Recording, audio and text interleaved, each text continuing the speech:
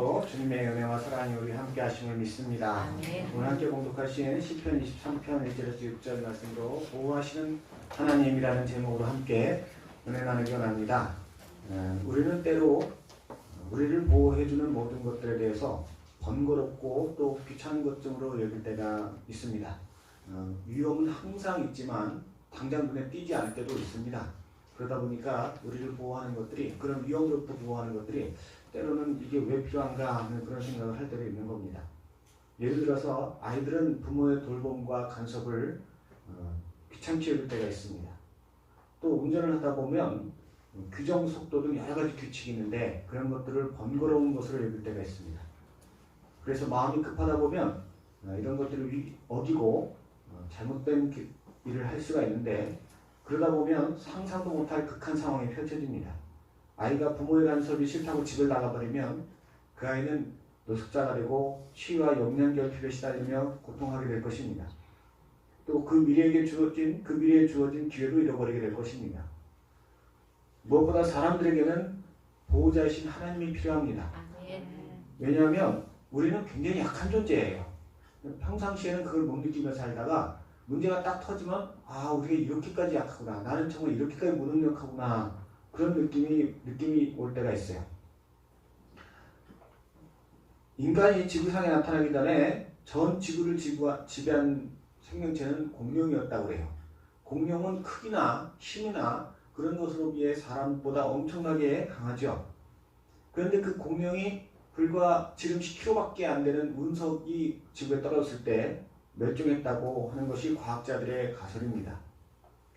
그런 운석이 앞으로 살아갈 날 동안에 이 지구에 떨어질 가능성은 또 얼마든지 있어요. 하나님이 보호하시지 않으면 우리는 언제라도 멸종할 수 있다는 겁니다. 또 이것뿐만 아니라 이 지구상에도 생명과 환경을 파괴할 요소들이 얼마든지 있어요. 아무리 우리가 지금까지 인류가 문명을 발달시켰다 할지라도 사람의 힘으로는 지진을 막을 수가 없대요.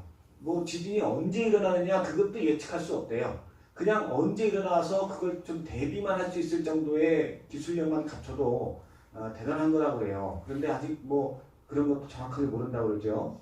또 가뭄이 한번 일어나면 정말 난감합니다. 이게 식량이 생산이 안 되니까. 몇 년 전에도 우리나라에도 가뭄이 있었지만 그런 가뭄이 좀 더 심하게 또 지속적으로 몇 년만 더 이어지면 이거는 정말 대책이 없어지는 거예요.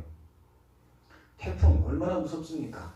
태풍이 휩쓸고 지나가면 남는 게 별로 없는데 정말 감사하게도 우리나라는 이렇게 정확하게 관통한 적이 많지가 않아요. 이런 것도 정말 하나님이 보호하시는 것입니다. 코로나같이 전염병을 일으키는 눈에도 보이지 않는 작은 바이러스나 세균도 우리는 감당할 수가 없습니다.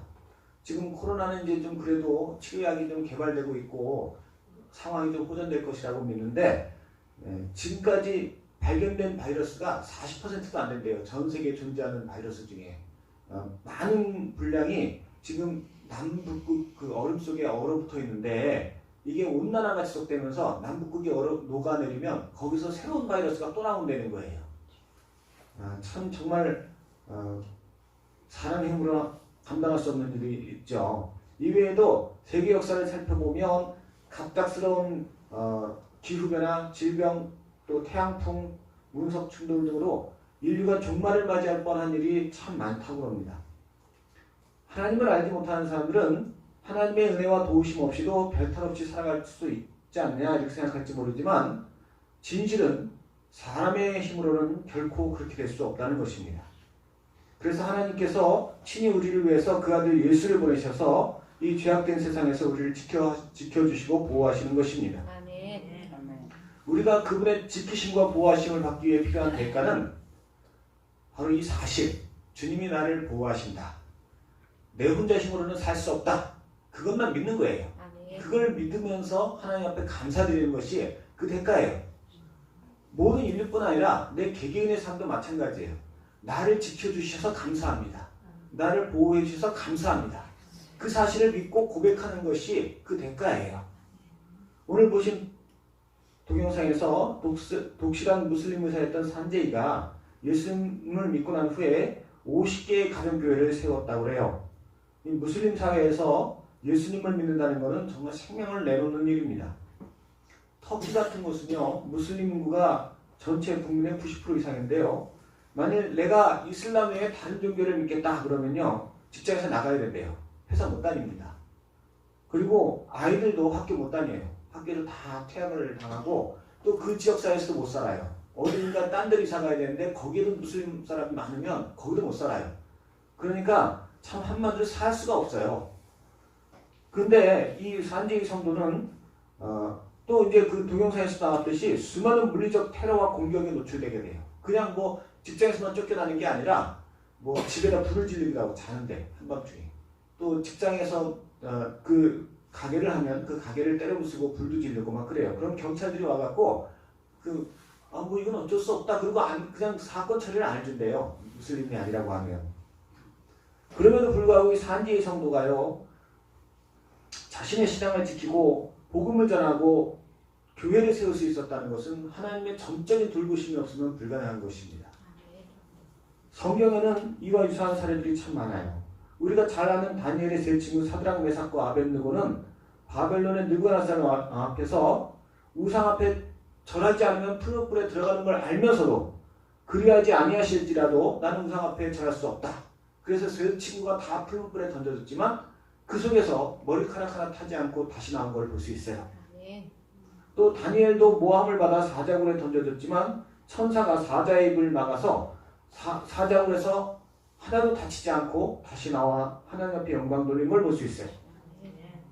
이렇게 믿음의 성도는 하나님의 돌보심과 보호하심을 받으면서 또 그 은혜로 말미암아 그 이름을 찬양하게 되는 것입니다. 다윗 역시 그런 사람 중에 하나였어요. 다윗은 베들레헴 작은 마을의 양치기 신분에서 이스라엘의 왕위까지 오른 입지전적인 인물입니다. 이렇게 극적인 삶을 살다 보니까 그의 삶에는 수많은 어려움과 고통이 따랐어요. 이게 사람이요, 평범하게 살면 별 문제가 없는 것 같이 보여요.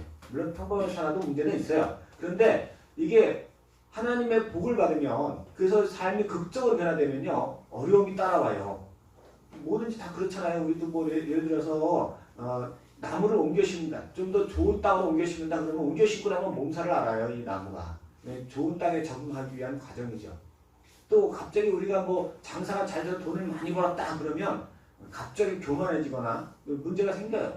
아이들도 이게 자라게 되면 키가 당연히 자라는 건데 자랄 때 성장통이 있잖아요. 이렇게 성장판 부분이 이렇게 막 늘어나면서 아이가 뭐 잠도 못 자고 아프기도 하고 막 그렇잖아요.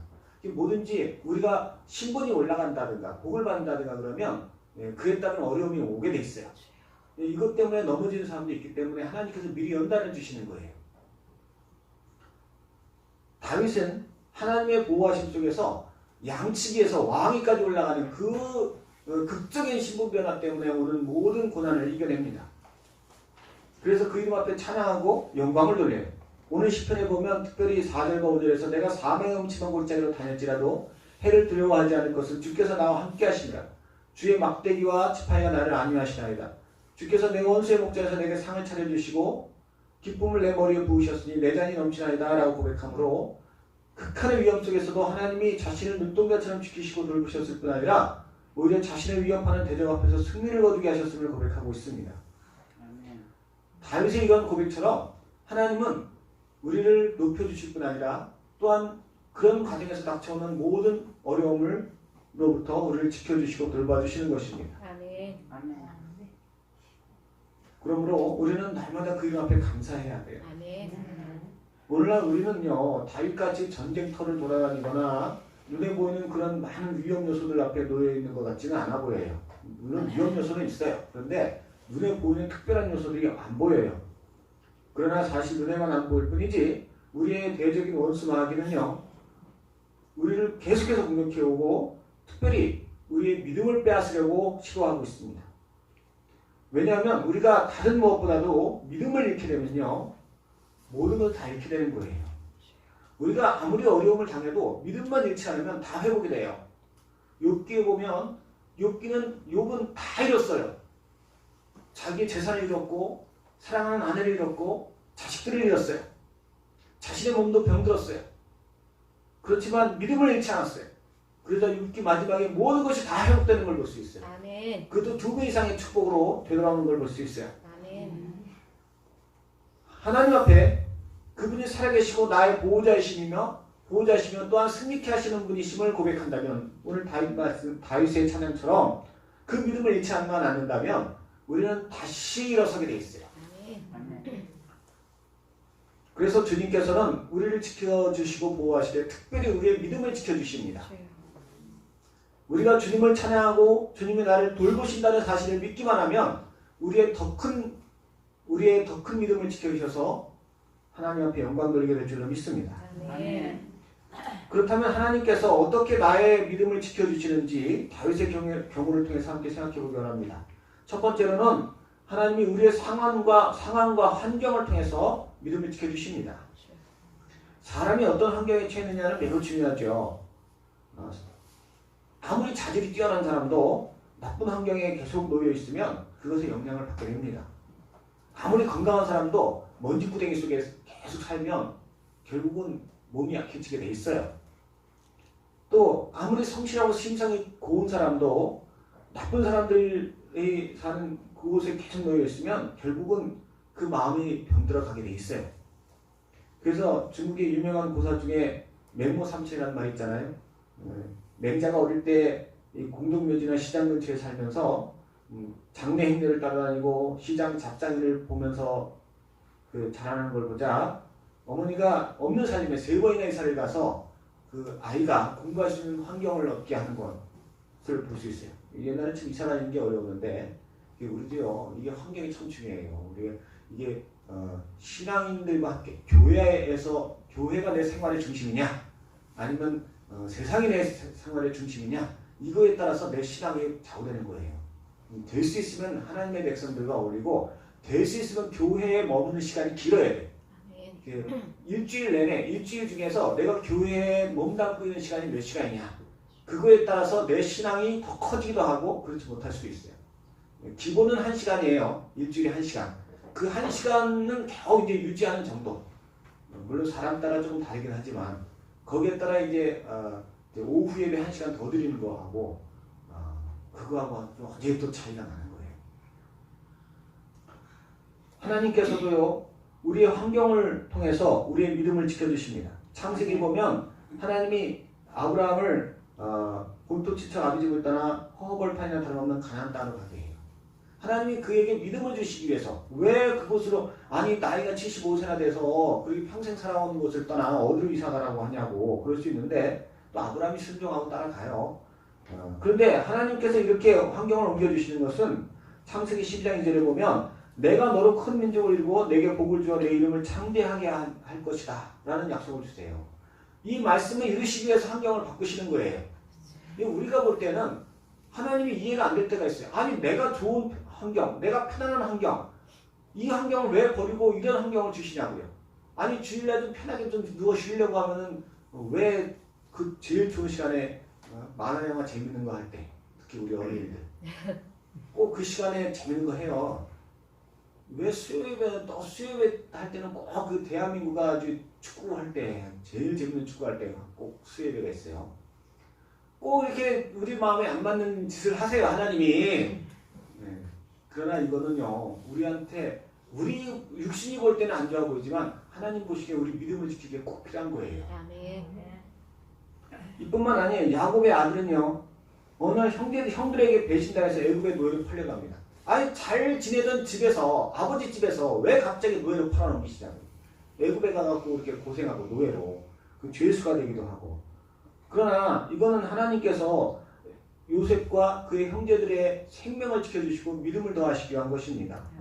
애굽을 포함한 근동지역에 7년의 기근이 닥치기 전에 하나님이 먼저 요셉을 애굽으로 보내서 총리가 되게 하시고 그 식구를 모두 구원하시기 위한 하나의 과정이었던 것입니다. 다윗도 마찬가지예요. 다윗은 아버지 집에서 양을 쳤어요. 당시만 해도 양을 친다는 것은요, 신분이 아주 낮은 일이었어요. 그래서 이런 사람들이, 양치는 사람이 뭐 신분에 변화가 생긴다는 것은 별로 그렇게 흔한 일이 아니었습니다. 그런데 하나님께서 극적으로 환경을 바꾸시기 시작해요. 먼저 하나님의 사람 사무엘이 그 아버지 이새의 집에 찾아와서 억지로 다윗을 불러내서 그 머리에 기름을 붓습니다. 이스라엘 왕으로 명령합니다. 이후에 그는 블레셋과의 전쟁에 나가 있는 형들에게 아버지의 안부를 전하러 왔다가 블레셋 장군인 골리앗을 쓰러뜨리고 이스라엘의 영웅이 되고 사울왕의 눈에 들어 그의 측근이 돼요. 또한 그 왕의 시기로 인해서 10년간 광야를 떠돌며 고생을 해요. 그러나 그 광야 생활 속에서 이후에 그가 왕위에 오른 후에 그를 위해 목숨까지 바쳐가며 싸워줄 장군들을 만나게 됩니다. 이게 사람이 권세가 높을 때 아이고 저 부하가 되겠다고 신하가 되겠다고 찾아온 사람들을 믿을 수가 없어요. 권세를 잃고 나면 언제 배신할 줄 몰라. 그런데 정말 어렵고 힘들 때 와갖고 함께 하겠다 하는 사람들은요 끝까지 신뢰할 수 있는 거예요.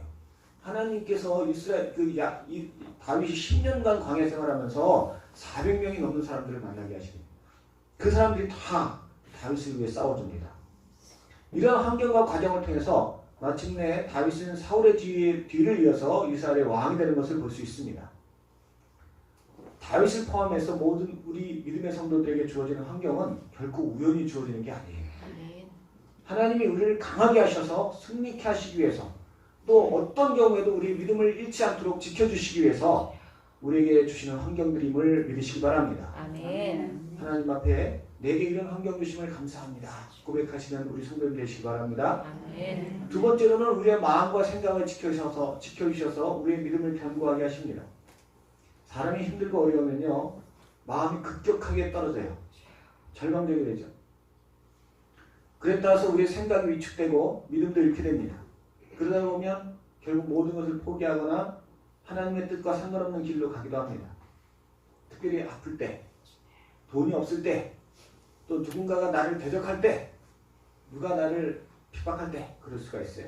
또 내가 계획하는 것이 실패할 때 그럴 수 있어요. 그럴 때도 하나님은 세미한 음성과 또 역사하심으로 내 마음을 붙들어 주십니다. 아멘. 더 나아가서 우리에게 담대하게 하셔서 하나님의 뜻을 이루게도 하십니다. 아멘. 다윗은 인생에서 수많은 위기와 어려움을 당합니다. 그 중에서 골리앗과의 싸움이 대표적이에요. 이스라엘이 골리앗과 싸울 때에 그 거인이 매일 나와서 싸움을 도두었어요. 그러다 모든 사람들이 골리앗을 두려워하면서 감히 싸울 엄두를 못 냈는데 다윗만은 담대함으로 그 앞에 나가서 물맷돌로 그를 쓰러뜨리는 걸 볼 수 있어요. 그가 어떻게 이런 용기를 가질 수가 있었겠습니까? 사무엘상 17장 45절에 보니까 블레셋이 이스라엘과 그들의 하나님을 모욕할 때 다윗이 블레셋 사람에게 이르되 너는 칼과 창과 단창으로 내게 나아가거니와 나는 만군의 여호와 이름 곧 내가 모욕하는 이스라엘 군대 하나님의 이름으로 내게 나아간다고 외치는 걸 볼 수 있어요. 또 사무엘상 17장 36절에서도 사울왕이 다윗이 골리앗과 싸울 수 있겠는가 염려할 때 다윗이 말하기를 주의 종이 사자와 곰도 쳤은즉 살아계시는 하나님의 군대를 모욕한 이 할례받지 않은 블레셋 사람이니까 그가 그 짐승이 하나와 같이 되리이다 라고 굉장히 흥분한 어조로 말하는 걸 볼 수 있어요. 아주 열받았어요. 모든 사람들이 골리앗을 보고 막 겁을 먹고 떨 때 하나님이 다윗의 마음을 주관하시는 거예요. 그 마음을 움직이셔서 거룩한 분노로 골리앗과 싸울 마음을 갖게 하시는 거예요. 이것을 통해서 그는 왕이 될 준비가 되는 겁니다. 또한 그가 사울왕에게 쫓겨서 10년 동안 광야를 떠돌 때 2번이나 사울왕을 죽일 기회가 있었어요. 한 번은 그가 아둘람 굴에 숨어 있을 때 사울왕이 아무 호위병력 없이 그 굴 속에 들어왔어요. 또 한 번은 10이라는 광야에서 다윗을 잡으러 쫓아왔을 때 사울왕은 자신의 군대가 많다는 자만심 때문에 경계를 게을리하고 잠이 드는 바람에 다윗이 그의 머리맡까지 기어가서 얼마든지 죽일 수 있었어요. 이 2번의 기회에서도 하나님은 다윗의 마음을 주관하십니다. 다윗이 얼마든지 이 사람을 죽이면 내가 도망갈 수 있는데 이제 죽이면 이제 이 피곤한 도피 생활을 끝낼 수 있었지만 하나님이 기름 부어 세운 왕이라고 하면서 그를 살려줍니다. 이건 결코 다윗의 생각일 수가 없어요. 이런 일을 당해보면 알겠지만 저는 뭐 이 정도까지는 아니지만 정말 지긋지긋하게 나를 괴롭히는 사람이 눈앞에 있으면 한번 쥐어봐가지고 싶지 그냥은 절대로 순순히 못 물러나요. 근데 다윗은 사울을 살려줍니다. 또한 그가 나이가 들어서 아들 압살롬이 반역을 일으켰을 때도 마찬가지예요. 사랑하는 아들이 반란을 일으켰을 때 그 마음이 어땠겠어요? 낙심되고 절망스러웠을 거예요. 나이가 들면요, 사람이 의지력이 약해지게 돼 있어요. 젊은 날만큼 그렇게 나이가 들면 자꾸 이렇게 눈물이 많아진다고 그러잖아요. 마음이 약해져서 그래요. 더군다나 내가 정말 사랑하는 아들이 나를 죽이겠다고 쫓아오는데 보통 그 정도면은 그래 차라리 죽여라 이렇게 나올 거예요. 그럼에도 불구하고 그런 상황 속에서 절망에 사로잡히지 않습니다. 다윗은. 그는 끝까지 하나님을 바라보고 그 상황을 이겨냈어요. 아멘. 이때도 하나님께서 그의 마음과 생각을 지키심으로 하나님의 뜻을 이룬 것을 우리가 믿습니다. 아멘. 이처럼 하나님은 우리의 마음과 생각을 지켜주시는 분이세요. 아멘. 그러므로 하나님께 내 삶을 드리고 내 욕심과 고집을 따라가면 안 돼요. 하나님께서 내게 주시는 세미한 음성을 들어야 돼요. 하나님의 말씀을 늘 가까이 하고 그 말씀을 따라서 모든 것은 하나님의 손에 있습니다. 내 마음과 생각을 주관하옵소서. 날마다 하나님 앞에 찬양과 영광을 돌리시는 우리 모든 성도님 되시기 바랍니다. 아멘. 마지막으로 무엇보다 하나님께서 우리에게 주신 약속을 지켜주시고 또한 우리로 하여금 그분에 대한 약속을 지키게 함으로 우리의 믿음을 견고하게 하십니다. 아멘. 우리가 아무리 주님이 내 마음을 지켜주시고 환경을 지켜주신다 할지라도요, 나에게 주신 약속들이 이루어지지 않으면 결국은 넘어지게 돼 있어요. 그런데 하나님은 우리에게 주신 약속들을 한 가지 한 가지 이루어주시기로 말미암아 우리의 믿음을 지켜주십니다. 아무리 불가능해 보일지라도 하나님이 약속하신 것은 반드시 이루어지게 돼 있어요. 아멘. 하나님께서 우리에게 주신 약속들은 죄인인 우리로서는 감히 상상할 수 없는 것들입니다. 그리고 그 약속을 붙든 사람들은 아브라함같이 일개 떠돌이 유목민이 축복의 조상이 되게 되고 모세와 같이 노세하에 아무 힘과 소망이 없을 것 같아도 250만의 이스라엘 백성을 이끄는 훌륭한 지도자가 되고 불가능해 보이는 하늘의 하나님이 인간의 몸을 입고 이 땅에 오시는 역사가 그 민족에 일어나는 기적이 일어나는 겁니다. 그런데 문제는 이런 하나님의 약속이 우리에게 이루어지기 위해서는 우리도 그분에 대한 약속을 지켜야 하는 거예요. 약속은 쌍방이 하는 거예요. 하나님이 약속을 지켜준다고 해도 내가 약속을 어겨버리면 아무것도 안 일어나요.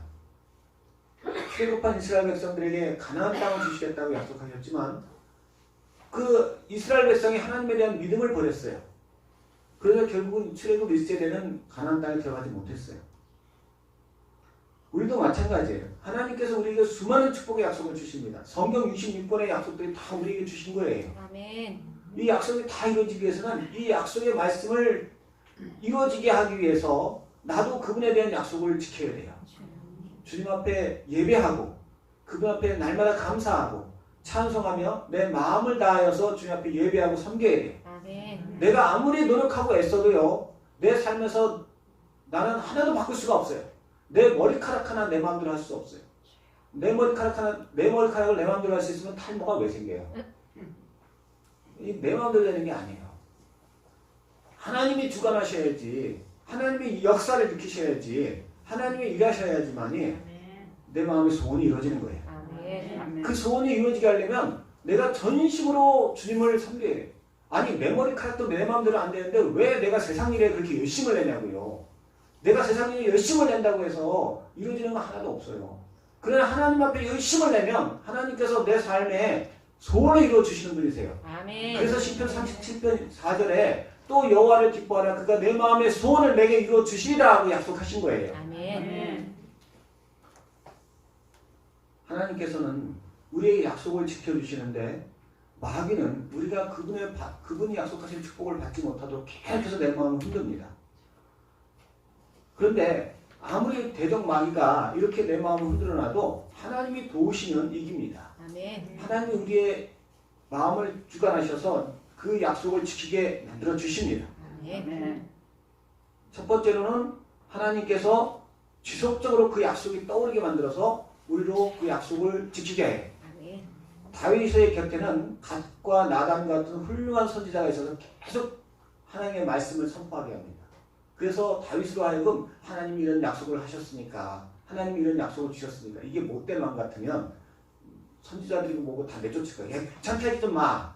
내가 지금 술을 마시고 있는데 네가 들어와서 하나님 말씀을 한다고 지금 나를 괴롭혀 나가라고 막 그럴 텐데 다윗은 말씀을 사모했기 때문에 나단 선지자를 또 갓을 중용했어요.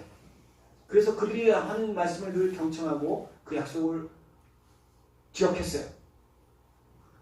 오늘날 우리에게는요, 갓이나 나단 같은 선지자보다 더 좋은 것을 주셨어요. 바로 가까이의 교회를 주셨어요. 아멘. 아니, 이 교회가 뭐 천리마리 떨어져 있는 것도 아니잖아요. 기껏해야 뭐 차 타고 한 시간 안에 다 들어가잖아요. 뭐 그 주위에 하나님께서 이 교회를 통해서 날마다 하나님의 약속이 떠오르게 해요. 내가 너에게 이런 약속을 주마. 이런 약속을 이런 줄 테니 너도 나에 대한 약속을 지켜라. 계속해서 말씀을 듣게 하세요. 우리가 교회만 잘 다녀도요, 우리가 어린아이 같은 마음으로 말씀만 잘 받아도요, 하나님의 기적이 내 삶에 일어나는 거예요. 아멘. 졸지 말고 들으세요. 교회를 사모하세요. 아멘. 교회 열심히 나오세요. 아멘. 세상에서 10시간, 20시간이라는 것보다 교회 1시간 나와서 마음을 다해서 예배하는 게 더 복된 삶을 약속하는 거예요. 아멘. 또 한 가지 방법은 지팡이와 막대기를 사용하는 거예요. 이거 무서운 거예요. 하나님께서 그 백성을 하여금 믿음을 잃고 당신과 맺은 약속을 잊어버릴까봐 채찍을 드실 때가 있다는 거예요. 사무엘하 7장 14절 15절을 보면 하나님이 다윗에게 그의 아들 솔로몬을 축복하실 것을 말씀하시면서 나는 그에게 아버지가 되고 그는 내게 아들이 되리니 그가 만일 죄를 범하면 내가 사람의 매와 인생의 채찍으로 징계하려니와 내가 내 앞에서 물러나게 한 사울에게서 내 은총을 빼앗은 것처럼 그에게서 빼앗지 아니하리라고 하셨어요. 믿음의 성도가 하나님을 향한 믿음을 잃고 그분에 대한 약속을 준행하지 않으면 하나님은 그냥 내버려 두지 않아요. 반드시 채찍을 드세요. 다윗이 범죄했을 때 하나님은 그 아들을 죽게 하셨고 압살롬으로 반역을 일어나게 하셨어요. 또 솔로몬이 약속을 준행하지 않았을 때는 하나님께서 여로보암을 비롯해서 계속해서 대적이 일어나서 솔로몬이 왕위에 있는 동안 얼마나 피곤하게 하는지 몰라요. 그리고 결국은 그의 아들 르호보암 때 나라가 두 개로 나눠져요. 이 하나님이 드는 채찍은요, 아주 아파요. 근데 죽지는 않아. 솔로몬이 그것 때문에 망한 건 아니니까요. 다윗이 뭐 그것 때문에, 그런데 정말 눈물이 찔끔 나도록 아파요. 그 예수 믿으면서 이렇게 정말 야, 어떻게 저렇게까지 이런 채찍은 맞지 말아야 돼요. 조금 아픈 일을 당하면 저기 바짝 차리고 신앙생활 해야 되는 거예요. 우리가. 아멘. 오늘날도 우리가 하나님에 대한 믿음을 잃고 약속을 준행하지 않으면 하나님 가만히 안 계십니다. 그 주일날 1시간 예배드리는 게 아깝습니까? 아니요. 1시간 아까워하다가 1년을 잃어버릴 수 있어요. 1시간 아까워하다가 더 큰일 당할 수 있어요. 내가 이 당하는 손해는 정말 도저히 잊어버릴 수가 없어. 왜냐하면 잊어버리지 말아야 우리가 다음부터 정신 바짝 차리고 하기 때문에.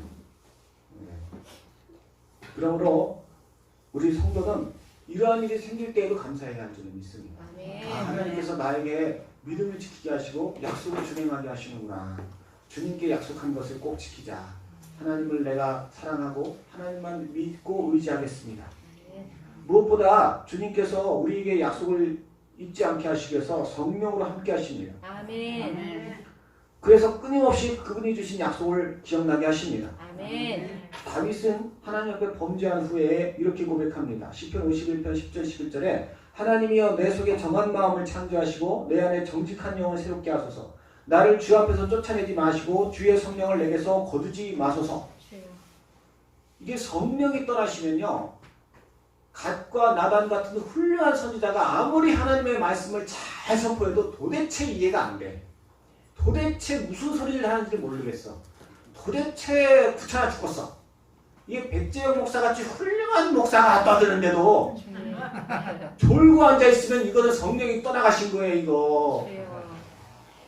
할렐루야. 아멘. 갑자기 왜 얼굴이 가렵죠? 내 마음에 여기서 정말 백재영 목사같이 조금 이렇게 어수선한 목사가 이렇게 얘기를 하는데도 말씀이 팍팍 박혀요. 아, 이거 정말 예배 잘 드려야 되겠다. 신앙생활 열심히 해야 되겠다. 이런 마음이 들면 내 안에 성령이 충만한 거예요. 아멘. 이 성령이 따라가시면 점점 졸음이 오기 시작해. 성령으로 충만해지면 점점 정신이 바짝 나요. 아멘. 내 힘으로 되는 게 아니에요, 그게. 우리 성도님들 어떤 게 좋은 거예요? 하나님의 말씀을 들을 때 정신이 바짝 나는 게 좋은 거 아니겠어요? 아멘. 하나님 말씀 들을 때 졸리게 좋아요? 이 귀한 말씀 들을 때 얼마나 귀한 줄 알아요? 제가 이거 말씀 전하려고 어제 밤을 못 잤, 잠 제대로 못 잤어요. 제가 이거 열심히 해서 귀한 게 아니고 하나님이 주시기 때문에 귀한 겁니다. 아멘. 하나님께서 함께 하시면 그 말씀이 꿀소리같이 달고 아멘. 하나님이 함께 하시면 그 말씀이 내 마음에 단단히 박힌 목같이 믿어져요. 아멘. 내가 어떻게 해석되는 게 아니라 믿어져요, 그게. 주님. 그래서 나로 하여금 그 약속을 열심히 준행하고자 애쓰게 되는 것입니다. 아멘. 그러므로 성도는 늘 두렵고 떨리는 마음으로 내 안에 성령이 늘 함께 하시기를 구해야 할 줄로 믿습니다. 아멘. 다윗은 항상 주님 앞에 찬양을 드렸어요. 힘들고 어려울 때도, 고통스러울 때도, 즐거울 때도 하나님 앞에 찬양을 해서 여기 그가 남긴 찬송시가 엄청나게 많이 나와요. 시편에. 하나님을 찬양했다는 것은 그 안에 성령이 함께 하시고 주님을 향한 굳건한 믿음을 갖고 있었다는 겁니다.